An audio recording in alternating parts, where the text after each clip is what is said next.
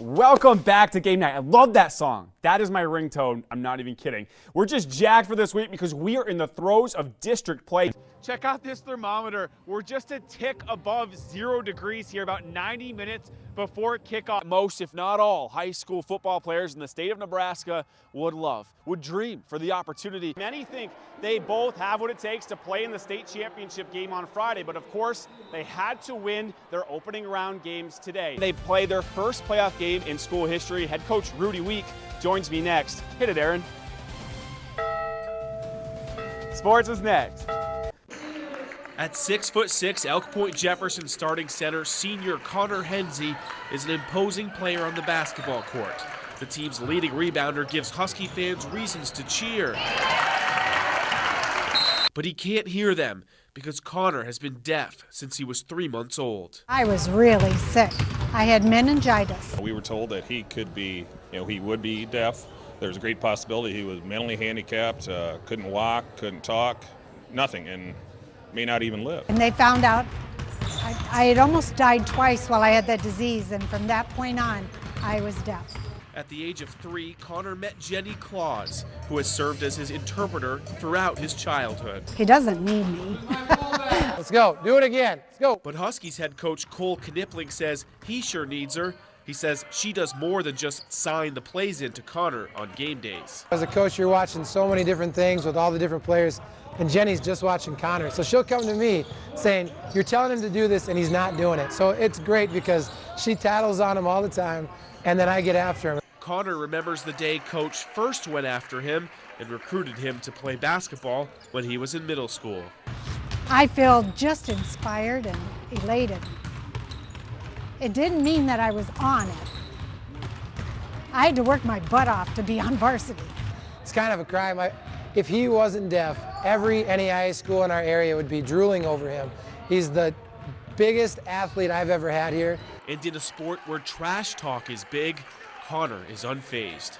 If they say mean things, I ignore them. Actually, I can't hear them. My favorite story is when he was a 7th grader, we were doing an in-practice scrimmage, and he used to wear his cochlear implant so he could hear some things, and he was shooting a free throw to win the scrimmage. And they're all getting loud, and he just unplugged it, looked at him like, I can't hear you, buried it, plugged it back in, and went, what? What's next for Connor is college. He'll be going to Gallaudet University in Washington, D.C.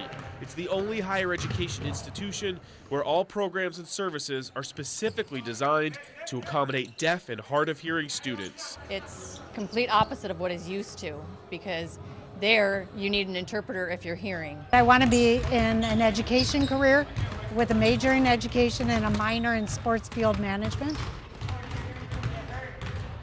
And I'd like to play basketball for them for the next 4 years. And I think he's going to play there. I think he's going to do great. You can miss him? Yes, very much so. Wherever he goes, Connor will always have a cheering section right here in Siouxland, whether he can hear them or not. In Elk Point, Chris Neyenhouse, Siouxland News.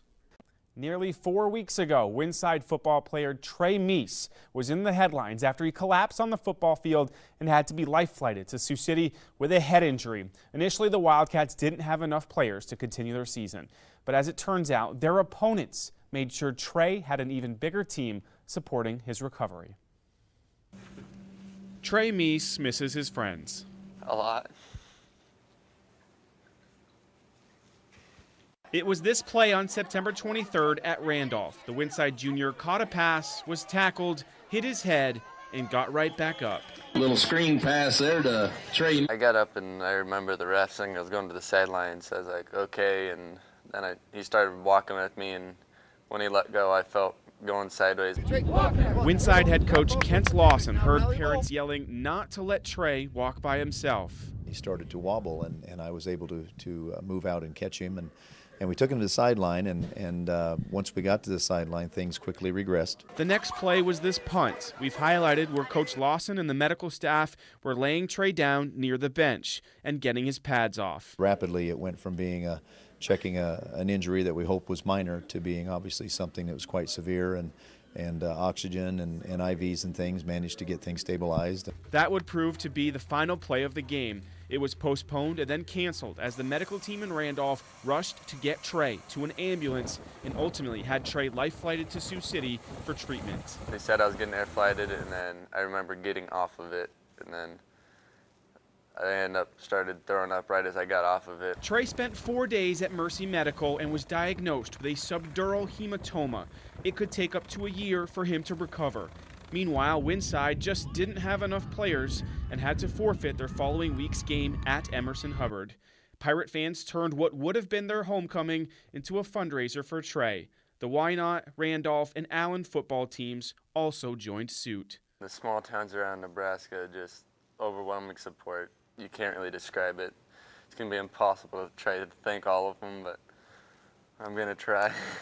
Meanwhile, Trey is usually only awake about 8 hours a day. It's pretty much my routine for the last 3 weeks is wake up, eat, then go back to sleep.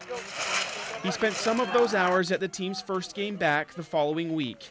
As Trey fought through the headaches caused by light and sound, he fought back the tears as his teammates presented him with his jersey and hugs. They were playing Allen, and the Eagles players gave him a cooler full of goodies. I knew the support from my team was just crazy, but that just put me over the edge. I started crying. I couldn't help it. And although Trey has decided he's done playing football, something he learned on the gridiron will drive him as he heals. A little step back, but always forward, never backwards. That's our football quote, I guess.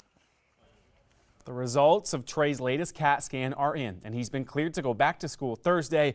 The teachers have already brought in a mattress to one of the teachers' offices for when Trey needs a break. He'll be doing half days initially, and he'll get to start light activities after Thanksgiving.